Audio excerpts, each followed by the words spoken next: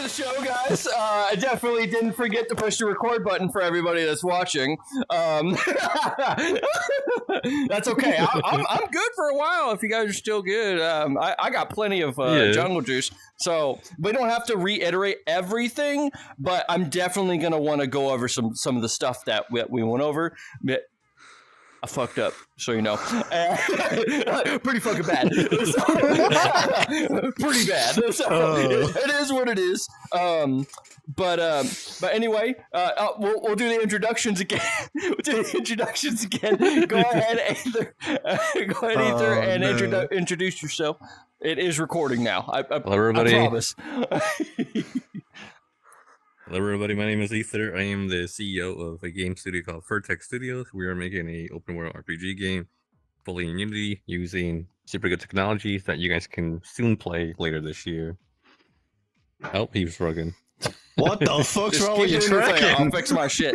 That's because I'm sitting down in a chair and my pants are going over. And you, Mr. I'm gonna come on your show. Right. Fucking bullied his way on here. Yeah, all right. No, I'm not trying to take a show over, but look, I got your back, all right? Anyway, my name is Mandrew here. I'm a certified photographer here for cars and that law. Just your want to go out person. Oh shit.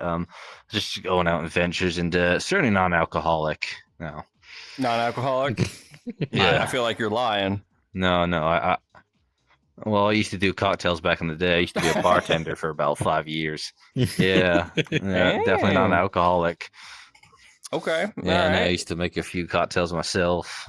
It's quite a fun job, to be honest. But got me a bar book back here. I know. How to make wine for dummies 101. I know. How to make alcohol for dummies. Step 1, okay. Pour it in the glass. Step 2, fall down the stairs.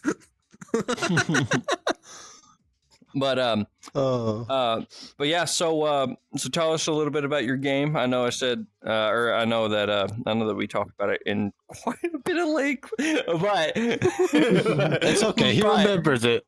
I hope you remember it. Yeah. Okay. So before we go into the very beginning of it, what didn't you say that you've taken a significant step into working on your game as far as getting what was it, a company was it a company in France or something? I remember you telling me about it. Yeah, what happened with that? So back then, we didn't go through with it.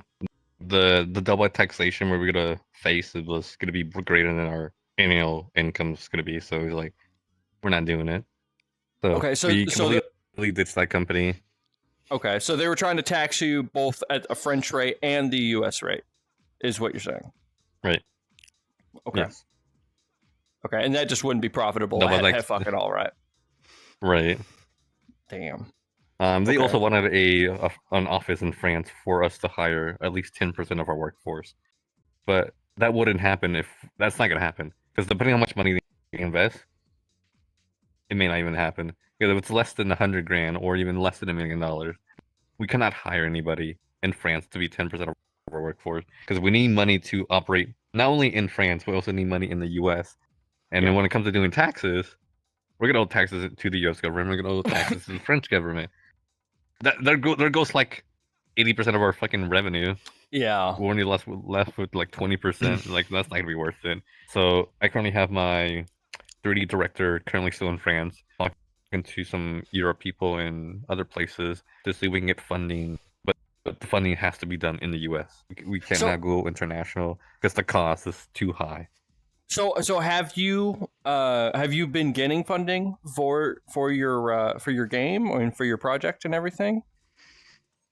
Yeah, so we have our funding sources be mainly from Patreon and Ko-Fi, but as of last year, I started a new side project for the company called Furr-Tec, just Furr-Tec on Spotify.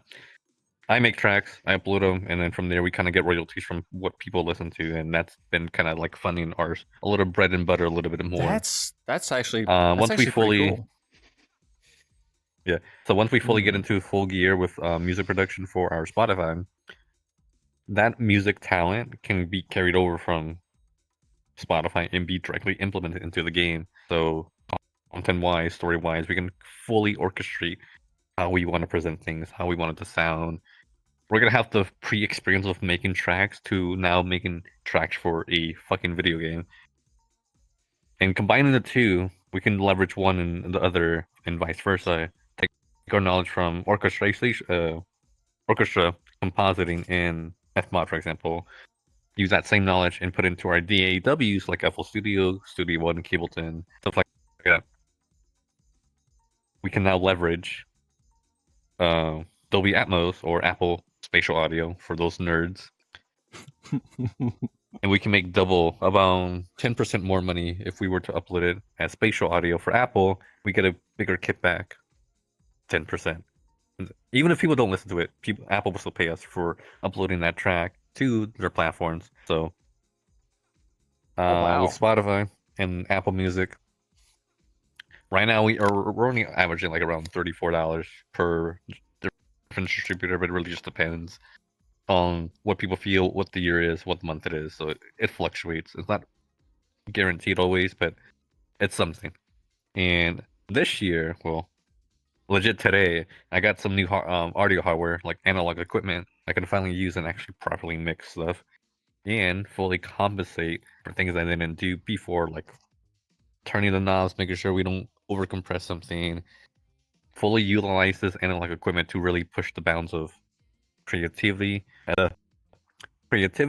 and workflow improvement. So later this year, our big bread and butter is gonna be streaming, and that's gonna fund a majority of Furr-Tec going forward, which is our plan, and it's been going into effect as of 2 months ago, and we're seeing a great ROI return on our investment. Wow. Because I can't get investors. Fuck investors. We're gonna do things our way and fully fund ourselves from the community for free.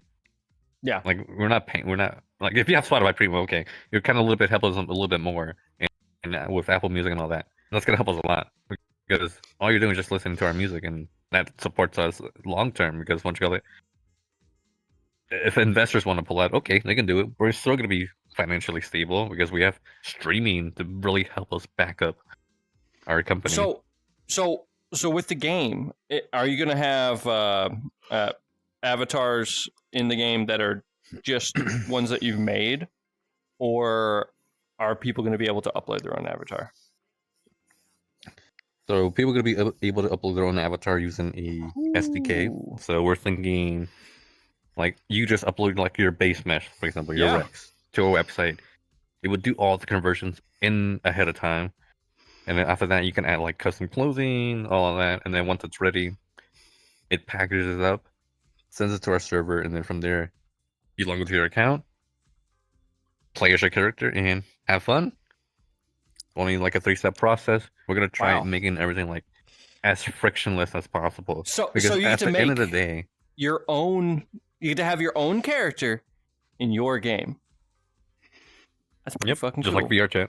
It's fucking awesome. I think that's actually the biggest thing that that needs to be implemented in games now, is that you can move your character from one game to another. Which the game that comes to mind with that is was it Bone Labs? I think is the Bone Labs. Yeah, where I was like, dude, if you could just always be the character that you want to be in virtual reality, I think that's like the next big thing, right? Getting to keep the same character, but go through an entire game with you, right? With you. And I was like, oh, dude, being able to jump from game to game and as the same fucking character, it's like you are actually getting involved in the story. It's fucking, like, I think that's like the coolest fucking thing. And the fact that you're going to do that. Here's a plot twist. Yeah, go ahead. Here's a plot twist. Our avatar system is going to carry over. So not many people know this, but we have 2 versions of our game. Okay. We have the Toonie graphics and the ultra realism that matches Unreal Engine. So you can switch between both of them in the same game. So like you only have to download the game once. You can switch between Toonie graphics or high ray tracing graphics. No other Unity game does that, and we have built it the technology for that, which I can show you after the stream, and I'll post it on TikTok so people can see. Built-in rendering, which is what we use right now in VR chat. Mm-hmm. Universal rendering, which is called URP, which is what my game uses. HDRP for the high realistic graphics to match Unreal. Switch between that with no issue. Wow. And I'm calling VR chat out from that as well. They need to set their shit up. Go ahead. I'm a one-person developer. Hey, go ahead and describe it again for people. Now that I'm recording, go ahead and describe that to people. So I'm gonna drop a bombshell for you since he didn't record. I know. I'm gonna drop a bombshell. So, for our game, just to let you guys know, for 3 years I've been programming this game myself. Nobody has done this. I had one other person join me last year, but I kind of like fired him after. They basically contacted. Fuck out of here. They basically Great staged us employment as right a there. bad company, and they called me out. And I'm like, you're gonna really stage something that never happened to a fucking Microsoft employee that runs the head of fucking Xbox division? Like, you're really gonna be that petty? Only because I didn't collaborate with him. That was the only reason why he did that. And I was like, okay, you're fired. Like, at this point, I keep the source code because you decided to fuck me over. You have no more rights over the code anymore. So I kept the code. I fucking read it top down. 5,000 lines of code. Fixed it. Now we're the new point of Unity 6, which was it was still gonna be called Unity 5 if we still had John Riccatello, the fucking EA CEO, fucking made Unity a mess. But now that Unity's back on track with the new CEO, it's hopeful. Unity's gonna be a great engine, and I'm hoping with Furr-Tec we make enough money to where I can buy shares within Unity to really fully direct the company to where it's game focused, customer focused, and not for revenue. Like, revenue is great, you need it, but when you have the customer in mind, they're gonna be sticking to you for a long while.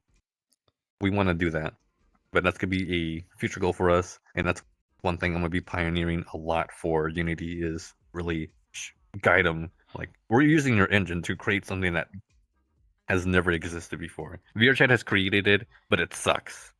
So their implementation sucks. Okay, and how are you going to call out VRChat, the creators of VRChat? We're gonna showcase the first thing for our VR game that also is gonna be added to our game. We're now called Anti-Extinction. We're gonna have another game called whatever. I was thinking of calling it Better VR, but it's probably gonna be renamed to something other than that.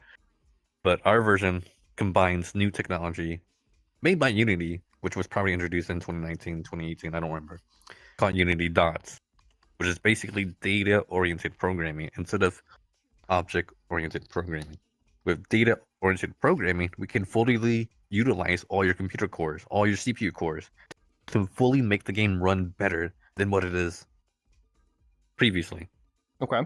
And thanks to Unity's efforts and investments to create this, we can now create things that were never possible. For example, you load up my game for the first time, the game will run a stress test.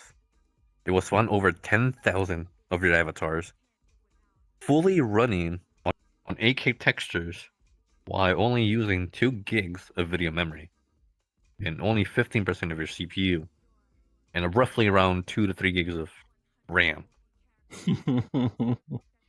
These clones fully are autonomous, so they're pretty self-aware of what's going on. They can drive, they can see traffic patterns, make decisions, all of that, and really fully be AI.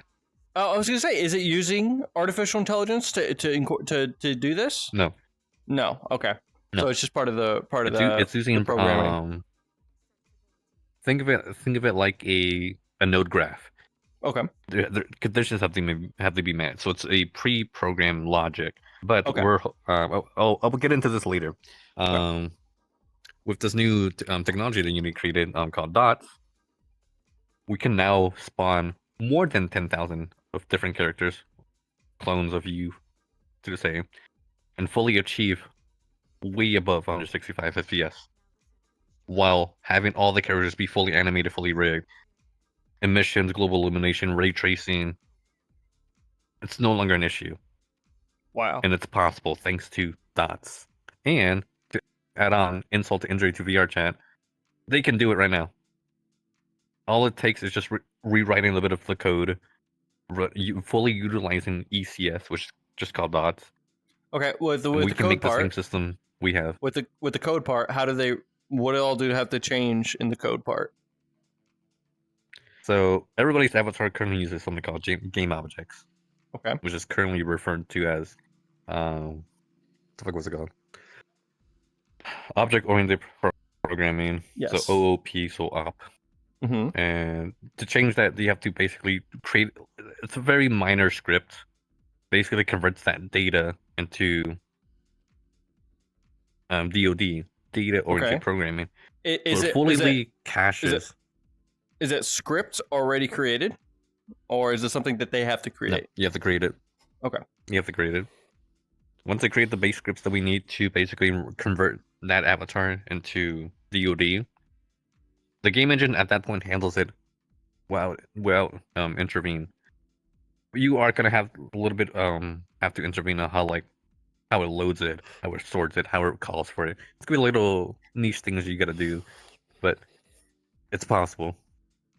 And VR chat right now, they're not really innovating. Nobody in the VR space is innovating. But one fucking person, like me, creating a whole fucking new system to handle how avatars load, how game engines should render everything. So basically what you're saying is that VR chat, the creators of VR chat, the dev team, whatever you want to call them, that they're missing a crucial link in their basically in their management, and that would be R&D, right? Research and development. Right. They're missing out on that. They're just kind of just winging it and just honing in what they currently have, right? And just adding on to this, right? They're not going, well, instead of just staying here, why don't we go over here and then advance over here? And then once we find something over here, let's fucking go over here, right? And so they're just staying in this one spot and just adding shit to this one spot, right? They're kind of setting up shop in this one spot, is what you're saying. Right. And what's it? R&D doesn't take a lot of effort. Like, if I can do it with like a budget of $3,000 every year, they have more money than me. They have no excuse not to spend at least half of their money on I would say that they do. Okay, I know what to do now. I'll go make my own VR chat. No, but if any of you developers, but if any of you developers are here, listen to this, which is a very long shot because nobody listens to the fucking show. But if you are in here, get a hold of this man and maybe ask him to help you out, or maybe give you a pointer or two, because we're not perfect. Not all of us are perfect. Not all of us know everything, right? Oh no, and we can absolutely use help from everybody, right? Everybody's got something that somebody else doesn't know, so it's always good to take in advice from other people. And it's not an ego thing. Like, it shouldn't be an ego thing. It should be we're in this together, right? We're all trying to see something even better, so why not help one another out, right? But they also have bosses now, so that's also a thing. So it's like they have to answer to somebody. They have investors, so that's also a thing.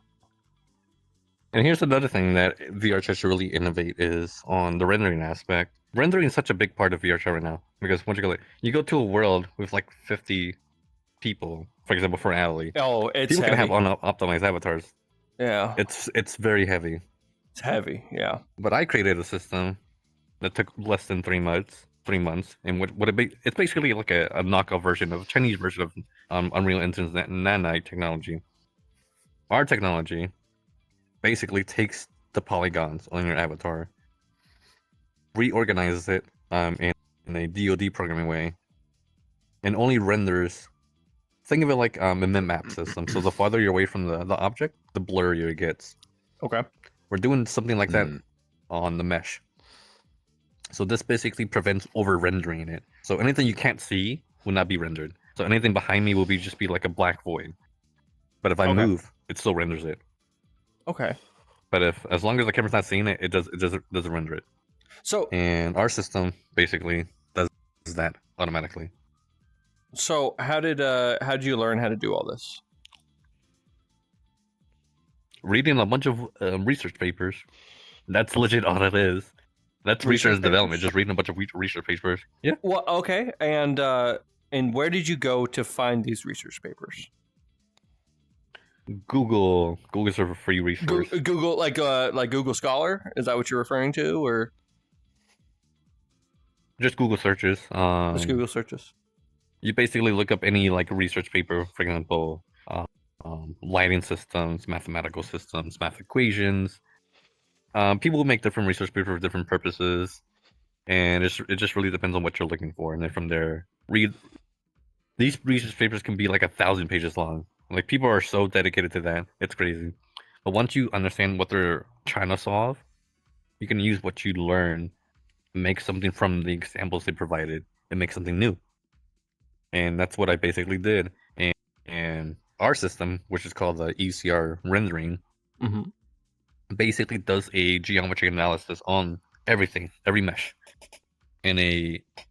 So it's kind of think of it like a little bit of machine learning and a little bit of AI mixed into it. It removes over 60 to 70% of the unnecessary triangles within any asset or even a terrain, saving a bunch of compute power that can be used elsewhere. On top of that, we combine that in a cell-based combining method. So Horizon Zero Dawn does this in their game engine. Okay. It kind of groups it into cells and renders those cells in batches and pulls them, and it renders that only once. You good? No. If you're choking, drop on your stomach, like do a body slam on the ground on your stomach. Sorry, I drank something and it went down the wrong hole. Don't take down the contents. You're supposed to drink it, not inhale it. So is there Sure, any? I thought it was oxygen.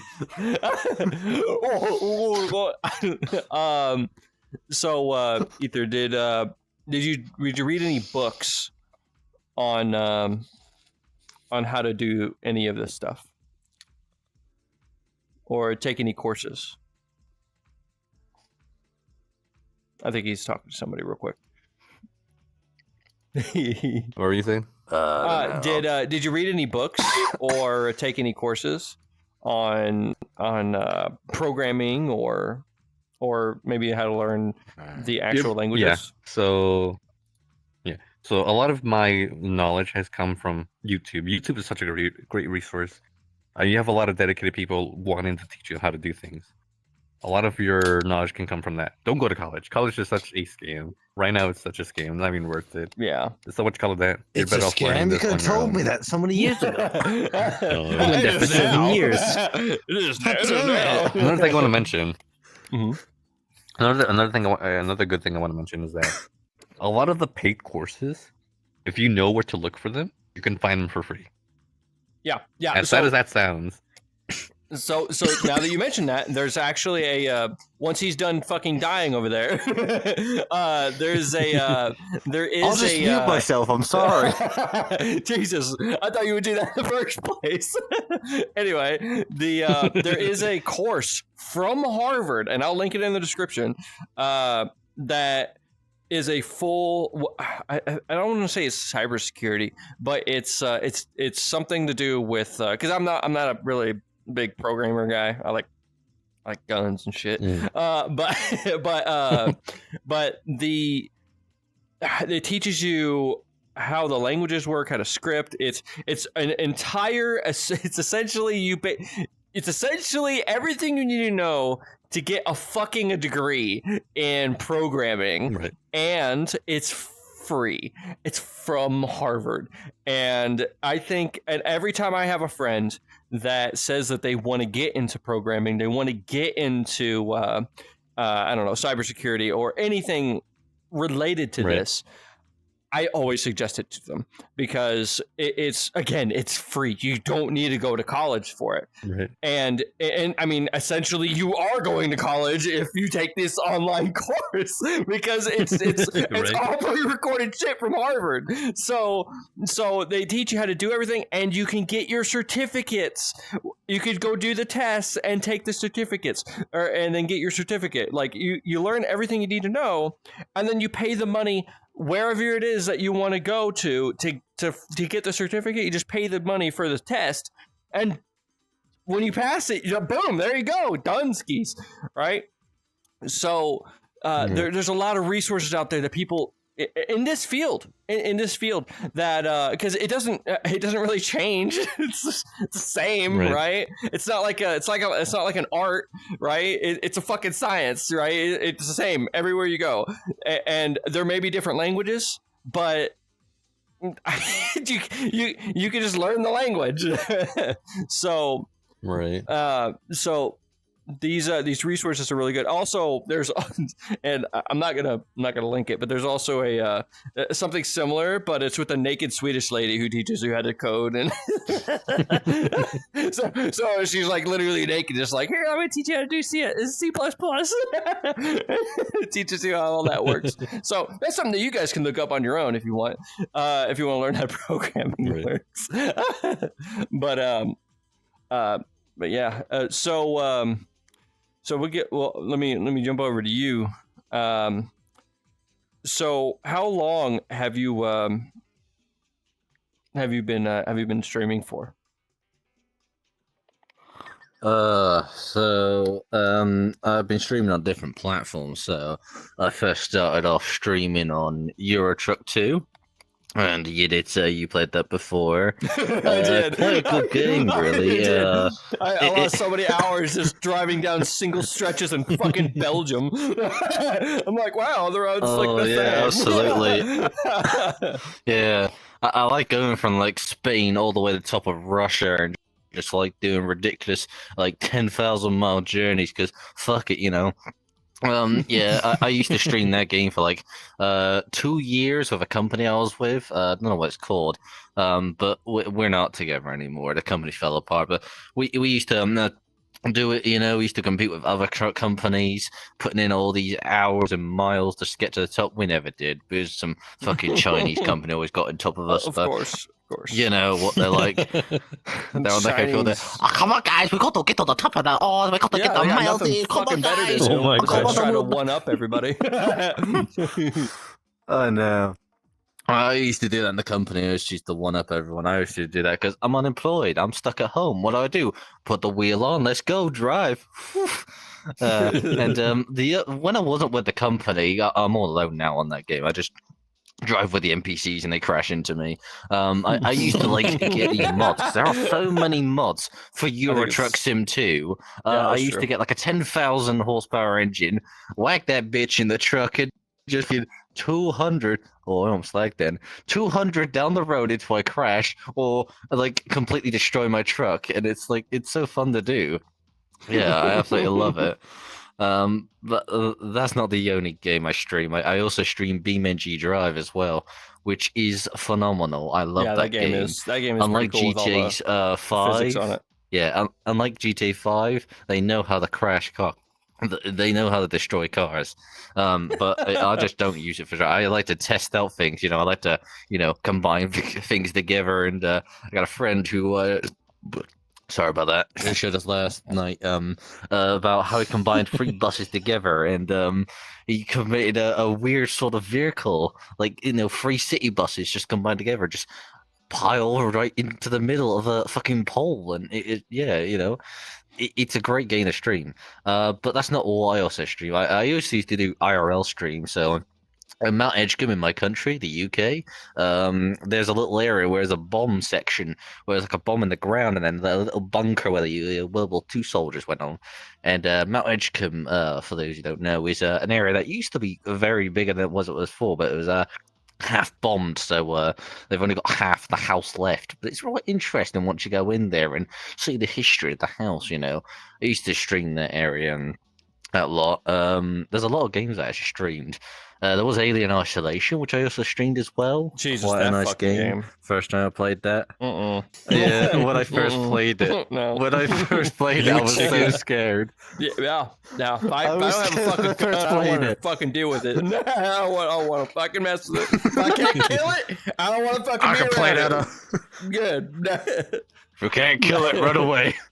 Oh, it's so fucking horrible. I know. I just hated when you was in the core and you went into that area where it flooded. I hated that bit. On nightmare mode, I died about 80 times in that map. It just wouldn't fuck off and leave me alone. The constant path, the same thing. Go up, hiding, run to the door. Oh no, it's a trap. The alien's already there. Dead.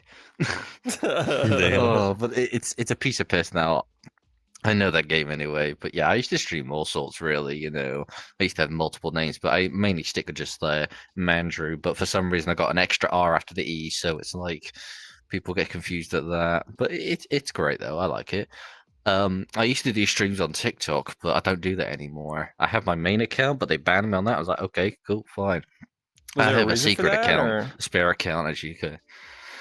Oh, well, apparently cutting up vegetables on live is not really seemed as safe. Yeah, that's what got me banned.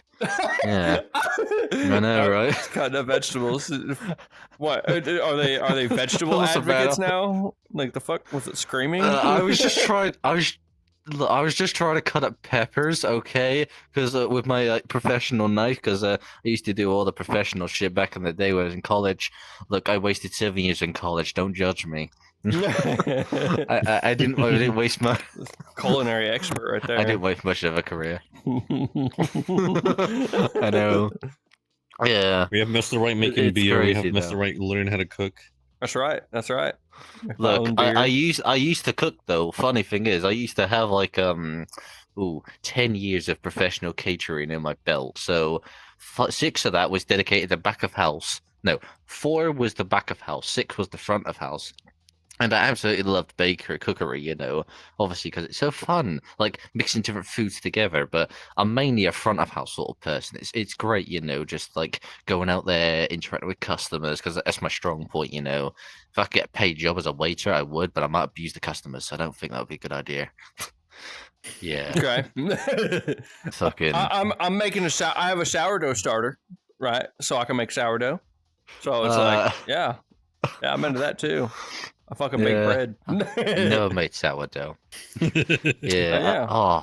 It's like an edible pet. In my life. My mum used to make bread. It's like an edible pet. Oh, you have to feed it flour.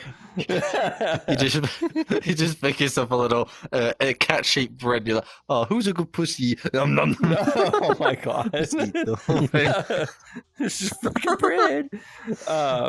Yeah, I looked into like starting my own little poultry thing, but I'm like, I don't really have the land for it right now. But yeah, I was like, oh, those are edible pets. Edible pets. Oh no. Come here, chicken. Come here, Daddy. If you want Daddy's hungry. If you want edible pets, we got a farm down the road. Yeah, we got a farm down the road with so many edible pets you won't believe it, Shit. God, yeah, I used to work in a crew mill. Sorry. No, go ahead. You used to work in a what? What did you say? Oh, yeah, I used to work in a Cromwell farm. I used to be a farmer down in Cromwell. I used to work with edible pets. We got the pigs and that lot, which when they get older, you cook them up and stew them and skin them, I used to work with the cows, the horse, the chickens. Fucking cows are a nightmare. You go in one day, clean out their shit, the next day it's all fucking filled again. I was like, how the fuck you shit that much? Fuck. I mean, well, I got 4 stomachs, so, yeah, you gotta do something with it. Yeah, it's like fucking 100 cows on that shit. 100 cows in that 100 square feet housing. Yeah, it was a pain to clean that. That took us about an hour and a half. I did that for about 4 years, so quite interesting job, Yeah, hay fucking sucks. Like, you have to wear long sleeves dealing with hay, or else you'll just be fucked up. Oh yeah, it gets everywhere. Don't wear wool though; it will get attached to wool. Oh yeah. like a flannel shirt or something. That's why you always see farmers wearing like flannel shirts and shit because Yeah. there's a reason for it. It's not just because they look hardy as fuck. It's because it protects you. Same thing with like lumberjacks, right? So I've been out there. I've cut down trees before, and it's fucking wise to wear long ass sleeves and stay warm if it's fucking cold, but at the same time you also have mosquitoes that are trying to eat your ass, and so you get like long flannel shirts and you're sitting out there whack just going to fucking town, or you get a damn chainsaw or whatever. But that's why they wear that stuff. It's not really a fashion thing. It's just it's the most durable material that protects you from the elements as well as bugs and the fucking trees themselves. So there's a reason for it. Yeah, because there's this guy on TikTok that does cut down trees. He does it as a job, and he sometimes does it with clothes on. Oh, you know who he is? A handsome individual. He's a handsome man. I know, right? I know. This man's like, all right, we got this log right here. It's a splitter. We're going to see how she does. Whack. Oh, that's a good bit of wood right there. This is a good axe. I'd recommend it. He's like, all the time I'm just like, this is a chopping axe, and this is a splitting axe. And you're like, there's a difference?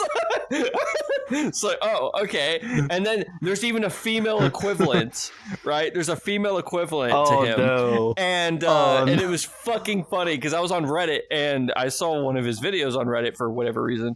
Somebody posted it and they're like, I'm not gay, but yeah. and then someone said on there, it's like, yeah, it's like, we don't want your wife to leave you. And then they're like, oh, don't worry, there's someone for that too. And then they posted that other person in there, and it was a female. It's like, are you trying to make this man's wife leave him for this woman? Oh, it's fucking funny. Oh no. That's crazy, though, honestly. I had a question for both of y'all. What's up? Oh, no. Have you ever seen the U.S. Congress with the UFO reports? Do you believe we have other life forms beyond Earth? Yeah. So, shit, now you get me talking. So I think so, yes, but I think that probably the majority of the things that we have or see or whatever have always been here. I think that that it's really nothing new. However, the thing that's really interesting is that there are supposedly so many different kinds of crafts that we have, and it really didn't start kicking off until the atom bombs were dropped.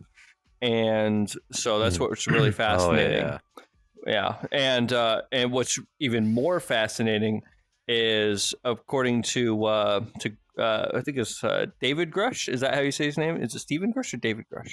I don't know. I can't remember his name. It's one of the dudes who was on the panel. He was one of the dudes on the panel, like, that was being asked questions. He's an intelligence officer.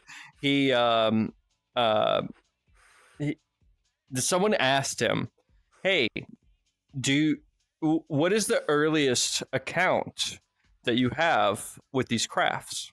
And he stated that, well, the earliest that I can say, because of the stuff for the whistleblower stuff that he's talking about, he goes, the earliest that I can say is the 1930s, before the atom bomb, right? And there was one craft that crashed in the mountains in Italy, and the Italians had gotten the craft and they didn't know what it was. They actually went over to Germany and said, "Hey, is this your shit?" And they were like, "No, but we'll help you research it." And so David Grush said that he doesn't believe that that's the reason for the Italian-German alliance, but it's definitely a fucking factor into why they were allied.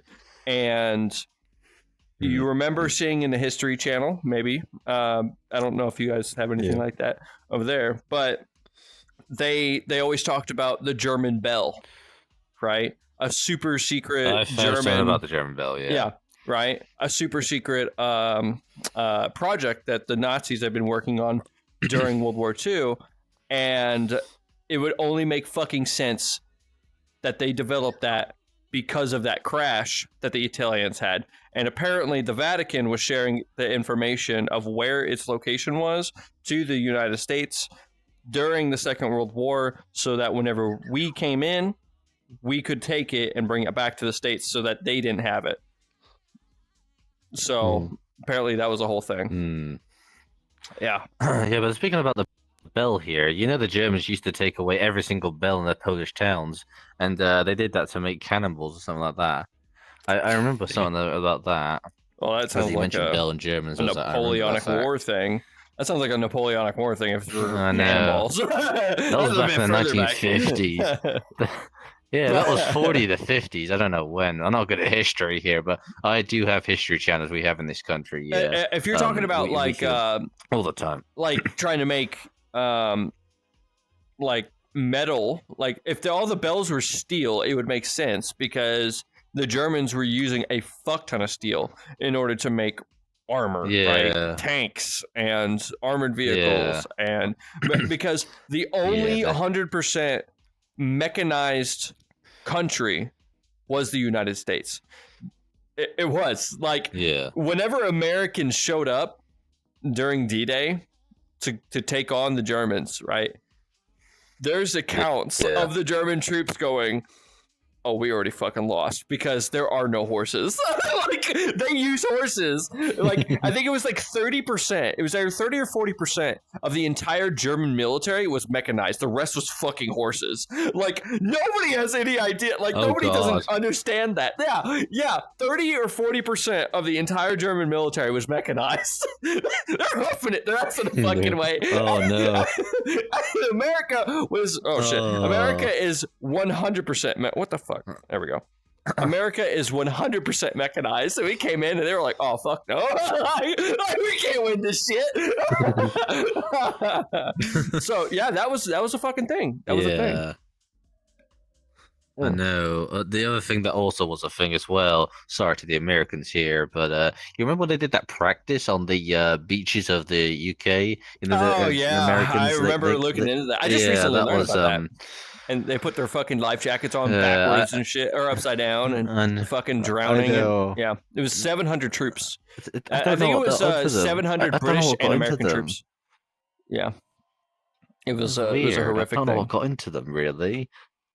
They accidentally moored themselves from a ship. They accidentally let a German U-boat go into their position. I don't know what was going on. They weren't thinking straight. I learned about that in history. Well, they didn't establish a secure training area is the problem. And that's also a reason why even Winston Churchill said, the thing that scares me the most about this war is the German U-boats. Yeah. Because they could be fucking anywhere. I know. They're so quiet and advanced and nuclear as well. And you know what the crazy part is? They had them in the First World War. That's fucking wild. Yeah. Like, they had U-boats in the First World War. They didn't even have sonar or anything. They're just... Imagine, like, everything's like, oh god, they're using ceramic bottles for fucking everything back in the day, right? And everyone's boots are still like all the way up to their fucking knees, and dude, in trench warfare, and these motherfuckers are in a tube at the very, like, right in the middle of the Industrial Revolution. and when these fucking submarines, I was oh god, they probably have a fucking lantern down there to see. Like, it's that, oh god, I couldn't even imagine that, man. Like, that would be the scariest fucking thing, to be in a submarine in World War fucking One. I know. I mean, what they used in submarines now, they use red light, which is better than using average light, because it's better for the eyes. Because I know when you're in a dark place for a long time, you're looking at white light. It's not very good if you like go outside sunlight. Red light is it kills your night vision. Yeah, I read about that once on YouTube. Yeah. Yes. So I didn't know about that until like a year ago. Red light doesn't mess with your night vision. That's why. That's why whenever you look at stuff outside, that's why during the night you always have a red light. That's why hunters always carry a red light whenever they go out to go hunting. That's why the military trains you to use a red light for looking at maps and shit, because because it doesn't travel very far, and that's another reason. But it also doesn't fuck with your night vision. So, because if you use a white light, right, and you're gonna be fucking seeing, aren't you? like if you're out there in the darkness, your eyes adjust and you can see pretty fucking good. Like if there's enough stars out, dude, you can see everything, right? You can see right in front of you. But the moment you turn on a white light, everything else is fucking black. Like you can't see a damn thing. You're in the darkness now, and it takes 20 minutes. Yeah, it takes 20 minutes for your eyes to readjust. That's why on a cruise ship the waters are also black. That's why on a cruise ship it's also black. Exactly, because you're surrounded by light. Yeah, exactly. You're surrounded by white light, and it fucks with your night vision. But God, I couldn't imagine.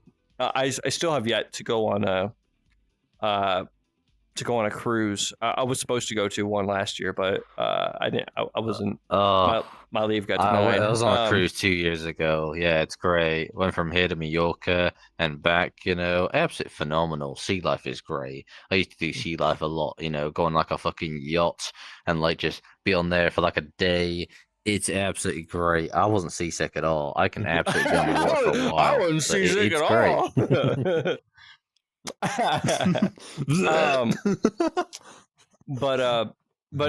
But yeah, to answer your question, yes, I do believe that there is intelligent life out here, and whether it's multidimensional, whether it's something that's lived here for long before us, or if it's even something even newer, as far as like these guys living here and got something coming from outside of our planet.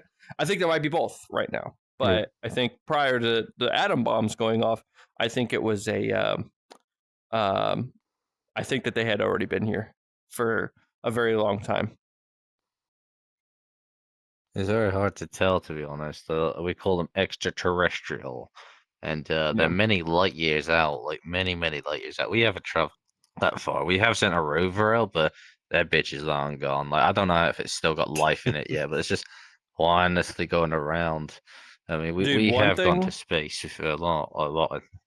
I've kind of gone down the rabbit hole on this a little bit, and not with like the crazy people, but like people that are actually like you can actually like trust what they fucking say for the most part. This one dude, I can't. What the hell? The doctor. I can't remember his name. I want to say Green, but that's not right. Anyway, he was a medical doctor that was assigned to this program, like a UFO program, essentially, through DoD, I think is what it was, and so he's been to all of these facilities, and the only reason why he's speaking out is because they tried to make him fucking disappear. So he goes, oh fuck no. So he's throughout his career, he'd been collecting all the documents that he collected from all of the memos and everything that he was given, official memos from generals and all this other stuff, and that he had collected, so that he can use that as like insurance to protect himself, right? Because if he tells everybody about the stuff, they can't make him disappear now, okay? Because if they do, then it establishes that this is true, right?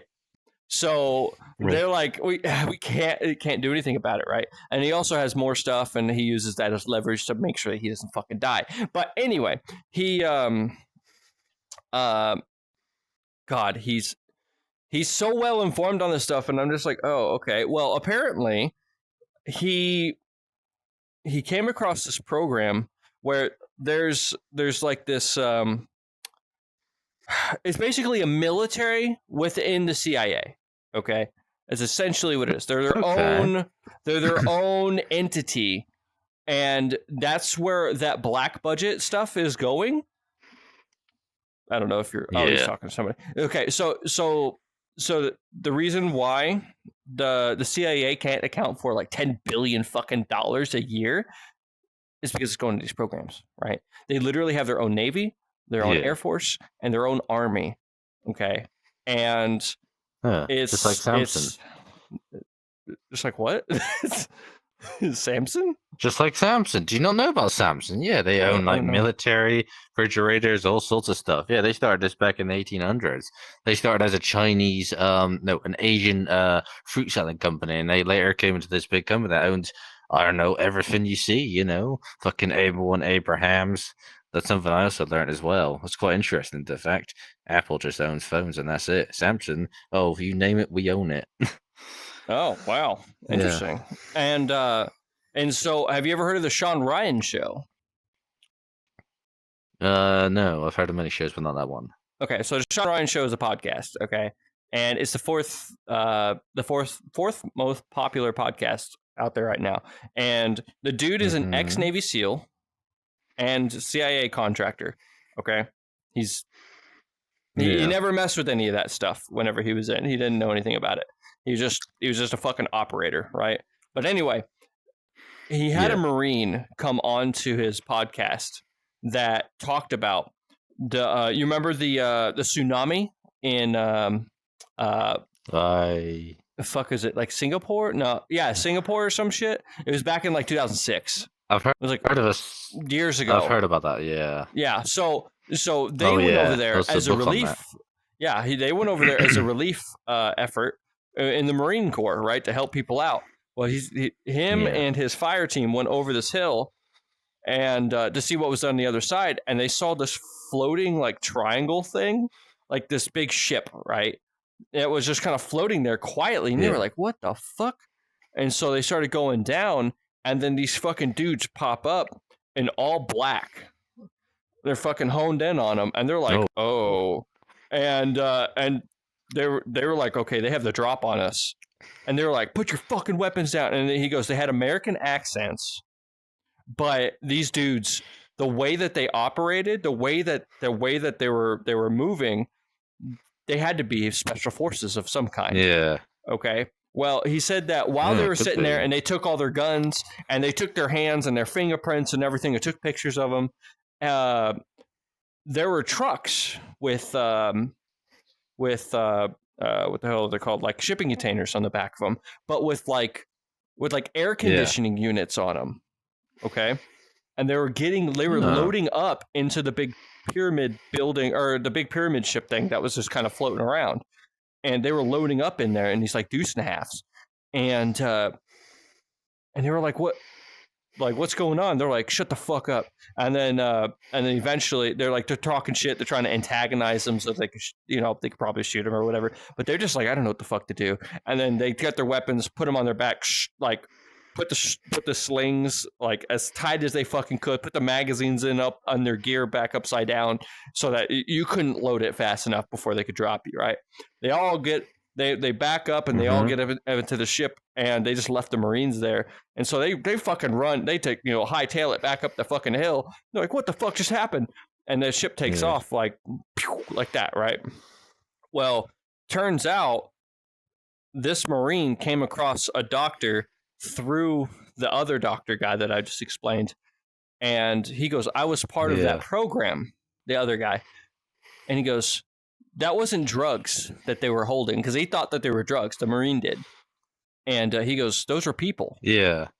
In the back of those Connex boxes. He goes, "What?" "What?" He goes, "What they're doing is they go to places where natural disasters are in third world countries to kidnap people, because they'll just be written off as killed in these natural disasters so that they can run experiments on them." Oh shit! Like, what the fuck? That's horrible. Damn. Yeah, because if they're gone, you'll never find them. And I was like, "What the fuck?" And that doctor, the one that has been to all these programs, he says that what's happening is they're using people that they take to basically kind of like fuck with their DNA, and like not many of them survive this apparently, but to make them look all fucked up.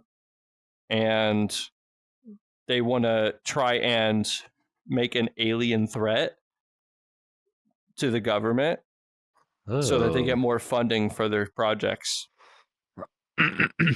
Yeah. I was like, what the fuck? Of course, that's the rabbit hole I'm like, Jesus Christ, it makes fucking sense. But yeah, so it's like a whole thing.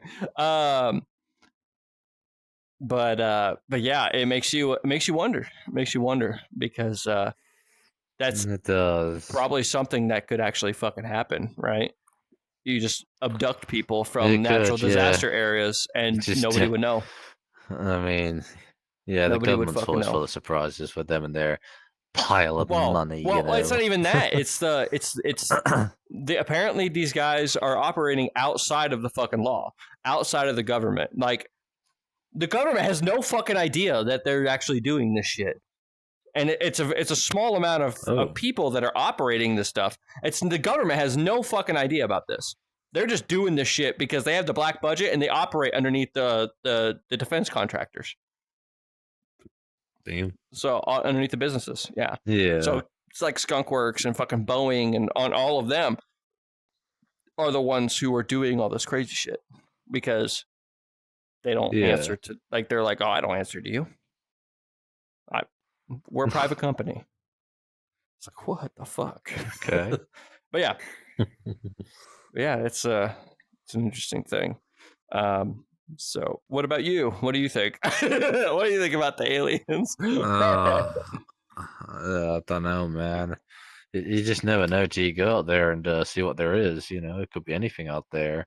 We haven't gone out far. You know, we have done moon travel before, but I don't even know if that was real or not. I've got half people saying it was and half saying it wasn't. There are some photos and videos with the flag not even, like, I don't know, moving, or if it's like down or something. I don't know, but it's kind of weird. But I ain't got a clue. There could be extraterrestrial out there. You never know until you go out there. It's, yeah. That makes sense. What about you, Aether? It was my first time even hearing about this, so it's pretty wild. Yeah. Okay. Yeah. So I highly recommend. I highly recommend the Sean Ryan show. It's very interesting because it gets people who are actually involved in these things to explain them, right? I feel like long form content, like what we're doing right now, is probably one of the most important things that we could do as a society, because you actually hear the full story instead of just a 2-second clip or a 5-second clip or a 30-second clip of something, right? You learn the context about everything. Just that like goes the around. News. Yeah. Well, the thing is, it's just like the news. Who would have fucking thunk, right, that Joe Rogan would have led the fucking way in everybody going to long form content, right? It's like, who would have thought that? Yeah. So there's some dude who just likes to fight and likes fighting shit and comedy, that he's just like, oh yeah, I like this, and just have random interesting people come onto the show, and everyone's like, I need to do that. I need to do that. I need to do that. So, Yeah. I mean, who would have thought that motherfucker would have done that? Change how media is consumed. Dude, that's fucking crazy. Yeah. Yeah, actually, let me see something quick. Okay. Well, is there anything else that y'all want to cover while we're here? No idea, really. You know. No. Let's see if anybody has hit you with this. What made you join the fandom? Oh, what made me join the fandom? Oh, that's a good topic. Oh, That's a good topic. Well, I will say this. I have been a furry since I was a kid. Okay, but I haven't been involved in the fandom until like a year and a half ago. About a year and a half ago, maybe 2 years. But the thing that really made me into a furry was the what the hell is that? The Robin Hood movie. The Robin Hood movie. Because the one with the foxes. Because when I watched that movie, I was like, I'm gonna be him. That's literally like That's my idol. Oh, what the fuck? Hold on. I'm gonna There we go. come back to him in 10 years' time and tell him how much of a grown.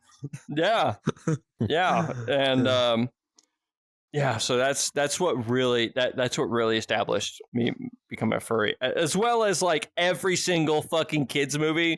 Us growing up was animated animals, like all of them. I know. It's like. What was that one series where it's just a woman that looked after this fox, that stray fox? What was that one movie called? It was a series from Disney, wasn't Fox it? and the Hound? And like, yeah.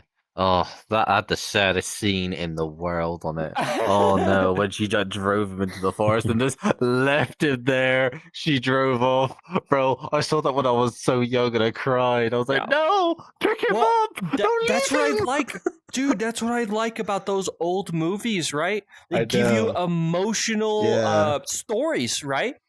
Emotional stories where you're like, oh, they can't be friends because it's not proper, right?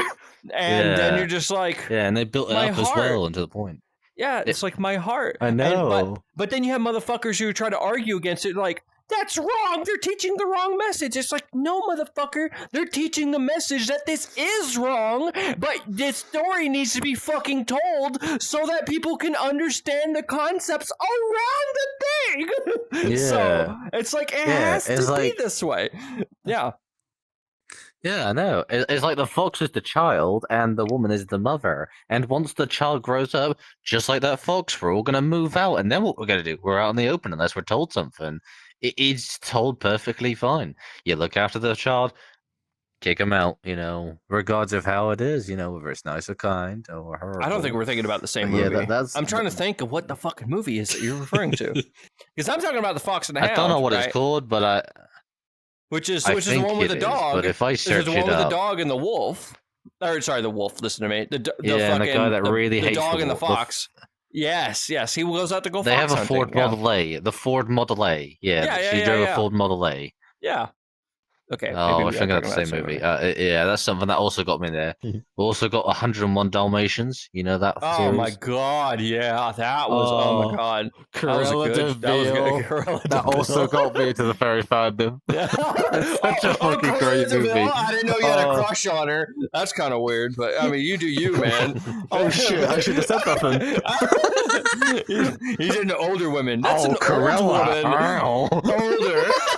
Like that's just an old woman. Hey, listen, all right.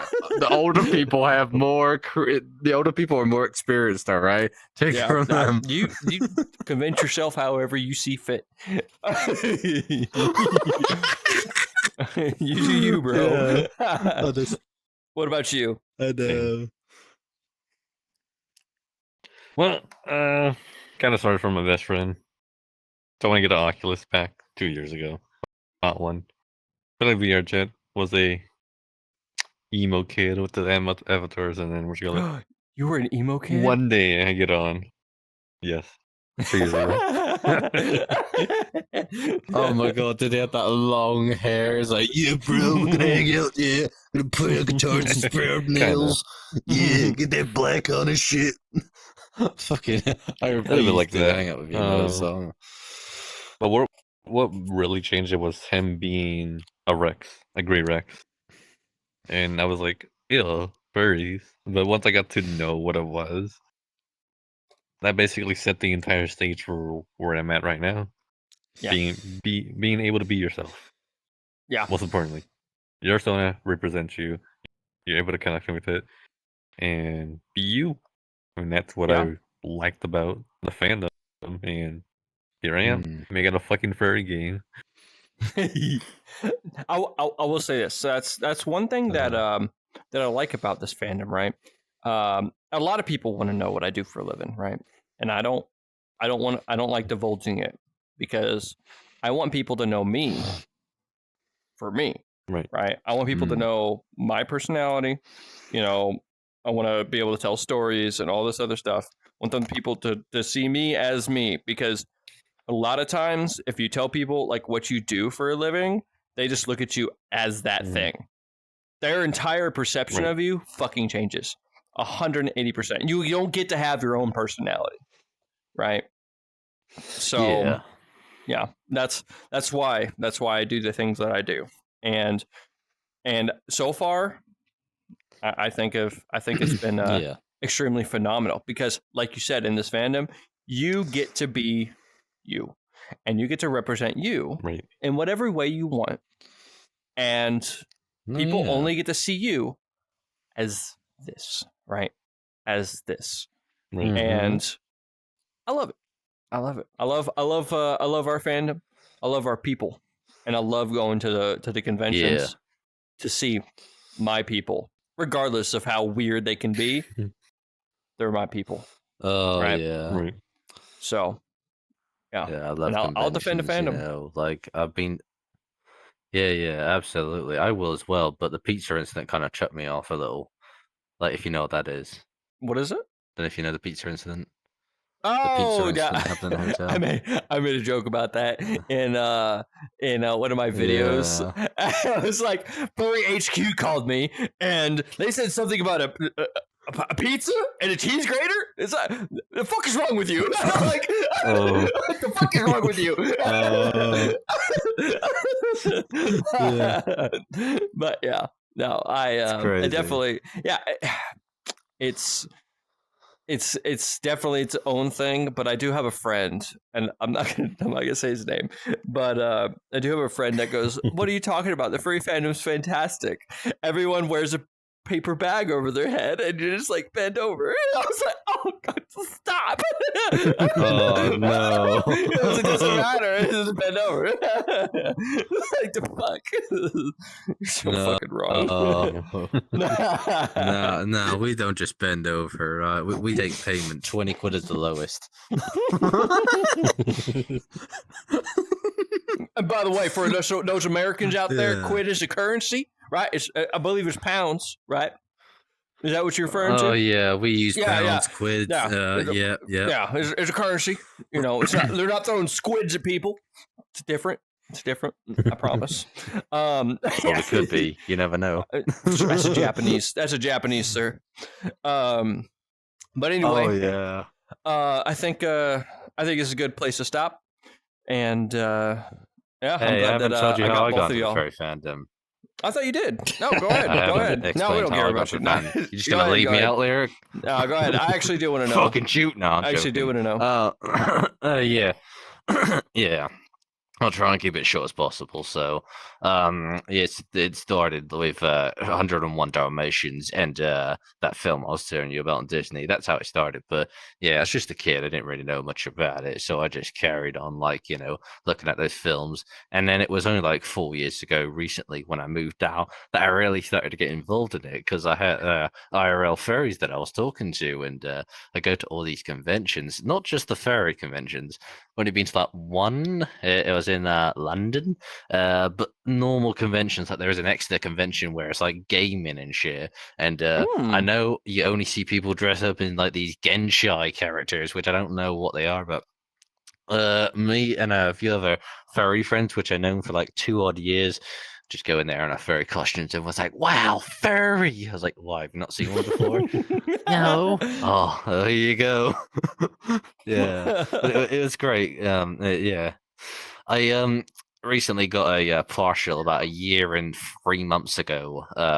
Called Sugar. Yeah, it's Oh, Mike, I'm busy doing a podcast. I'll talk to you later. But yeah, I got a partial for about, well, it was meant to be 350, but the woman that gave it to me, she's fucked off and left the fandom. She gave it to me for 250. So like, cheap. Yeah, it's a cat partial, but it's all right. It's only about 3 years old. It needs a bit of an update, but yeah, I bought the partial, and I've hanged out with these friends on Telegram. They also got me into the furry fandom. It's people that share the same interests as us, you know. But that's basically my story. Have you been to any? Have you been to any conventions? The one in London. That's it. Okay. Small ones I've been to, Exeter and that lot. Have you ever thought about going to Eurofurence? But I got these small fur meets that I go to. No, I can't. That involves passport. That involves flying out the UK. I can't have a passport. I can't do that. I just do to legal fur meets, where the local furries meet up our last Saturday of each Well, month. fuck, I'm going to Yeah, we Eurofurence just this talk year. about running. Fuck, Oh, I'm flying across the puddle. look, I can't. And I'm You're going stopping in the across the UK pond. first. And I'm stopping in the UK first. I'm going Oh. to Scotland. I got a friend named One-Legged Bandit. I'm gonna be hanging out with for a few days prior Oh, to damn. and Sly Weekly, Okay. if you know who that is. I So, yeah. have to go Scotland. So we're gonna go to. I we're live gonna go right to at the the oldest bottom. bars. We're gonna go to the oldest pub. Yeah, there I and, live right at the bottom, so it's gonna take me a while to get to Scotland. You got to go to that pub that's right in the middle of nowhere. You reach that pub, you get a free beer. That's thought I'd let you know that. Well, I was gonna say Yeah. we're gonna go to the oldest pub in the UK. I think it's called like Ye Old Fighting Cock or something like that. I think is what it's called. I know it's a silly name. No but, idea. But anyway, it's the oldest pub in the UK, and Crusaders drink beer there. I So know. I'm like, fuck, I want to go. I want to fucking go to a place where the Crusaders drink beer. Fuck yeah! I was like, yeah. I want to tell them how I make beer. Yeah, fuck yeah! I'm gonna bring my I recipes want with your me. Beer. I'm gonna say I drank a fucking beer with my Scottish and my Yeah. British friend, right? At a place that the Crusaders drink beer like a man. It's like that'd be fucking great. So that's a fucking life goal of mine, and that's gonna happen in September. I'm excited. Yeah. And then after those few days, Nice. I'm going over to Hamburg, and for Eurofurence, I want to be hanging out with the Nice Wolf quite a bit, and it's gonna be. He's great. I've been hanging out with him in VR for a while. He's a great friend. Yeah, I had him on my talk show at one point. Actually, I think it was second guest, first or second guest, I can't remember, but first guest. And yeah, dude, he's a good friend of mine. He's an amazing dude. But yeah. Have you been to any furry conventions? Zero. No. Been too busy. Oh. ¿Por qué, señor? ¿Por qué? Man, you need to live a little. It's fun. It's fun to do, but whenever you go, you have to. I know he could probably attest to this. If you go to a convention, make sure you bring a couple, a little bit extra money whenever you go to the dealer's end, because you're like, I want an artist to make my persona for my stickers. I want my own persona for this. And I want a painting of my persona with that. No. Oh shit! You commissioning motherfuckers left and right. You're gonna end up plastering your bank account. Your bank account's gonna be like 5,000 drained. Like that's all gone. I know what you mean. Because you end up going there for one thing, and you end up coming out with 50 other things. It's like, the fuck did I just do? Shit, my bank's gonna be pissed off at me. And then you go to the Artist Alley I want to say they just started, but I think they've been doing it for a couple years, but it's just really big magnified. They have art shows now, and you can go in there and bid on the fucking art that's in there, and then they also have like NSFW side. Oh no! You see like some crazy shit, and you're like, I would have bid on this for $100, and then you're just like waiting, and then you're like, I feel like a creep. Like you're like, I feel like a creep sitting back here. We're like making sure people are bidding on my porn. Like the fuck. I want this 100. Don't bid it. Everyone sign his case down. That's on my man cave. Give me that shit. This is my shit. But She got big titties. Look at them A5s. That ass. Double D's is all we need. But I think it's a good place to go ahead and end it for today. I appreciate both of y'all for coming on the show. Yeah. Is there any last things that y'all want to say before we bounce? Nope. I'm good. I'll bounce right now. Okay. Do y'all have social? Like, do you have any social medias that people can reach out to you? You can reach me out at Furr-Tec on Twitter, TikTok, Instagram, and YouTube, which then links to my other socials, so it makes it fairly easy to find me. Okay, and I'll link your. Do you have like a link tree or anything? Yeah. Okay, I'll link that in the description. Furr-Tec. And you? I need to make a link tree. I don't have a fucking link tree, but just Mandrew, you know. I'm sorry, man. I need to make one. Okay. But it's just I was just about to do that. Right. So I do have. I said about Twitch. There is YouTube that's dead. There's TikTok. There's Instagram as well and Twitter. We don't talk about that. It's just mainly Mandrew the Wolf. Got After Dark fucking Stop Twitter laughing, over there. He's like, I only know little Oh porn. no! It's- Oh okay. yeah! No. After Dark on Bark is where it gets a bit spicy. Okay. Oh God. Yeah. That's where I met my girlfriend. Bark. Story of a life. Yeah, that's pretty much it. Okay. All right. I appreciate y'all coming on. And yeah, y'all take care. Bye.